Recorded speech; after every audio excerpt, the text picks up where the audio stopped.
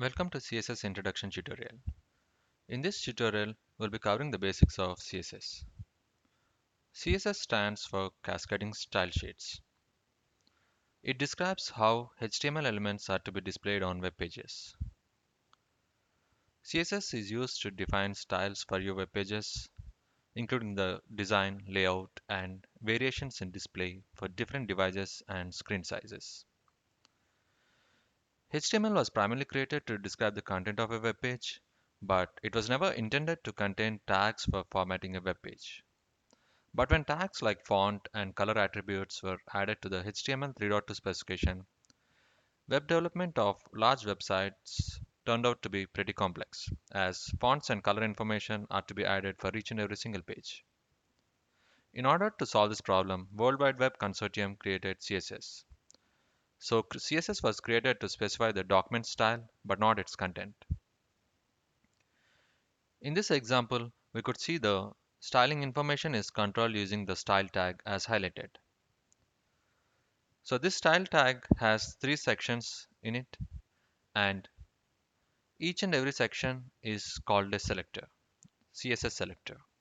So this CSS selector controls the corresponding HTML element. So the three CSS selectors here are body, H1, and P. So each selector comes along with a declaration block, and each declaration block contains one or more declarations separated by semicolons. In our example, body and H1 selectors just have one declaration, but whereas the P selector has two declarations. And these two declarations are separated by a semicolon. And each declaration includes a property name and a value. And the property and the value are separated by using a colon. A CSS declaration always ends with a semicolon, and declaration groups are surrounded by curly braces. To make the CSS code more readable, you can put one declaration on each line.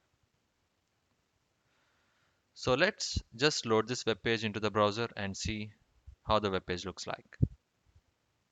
Okay, so here you could see the body color has updated corresponding to the background color mentioned in this property.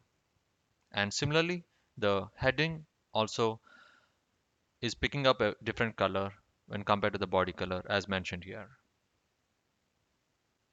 And similarly, the paragraph selector also associates to this font family and font size information. So let's try to modify some of these properties and see how the web pages look like. In order to modify the value, you could directly modify the property value, or you could even use CSS commenting to have the old property just for reference sake and modify it in a new line.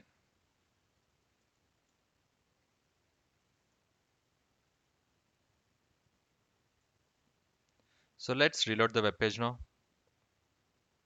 Okay, so now you could see the background color of the body has updated to a different color code, and that gets affected by reloading the web page.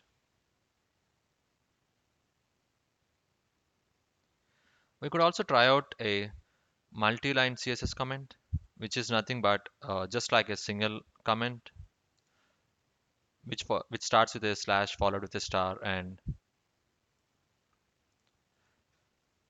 ends with a star followed with a slash. So let's try to modify this font size for the paragraph selector, and let's reload the web page. Okay, so now you could see the paragraph content has reflected with a new font size as mentioned here.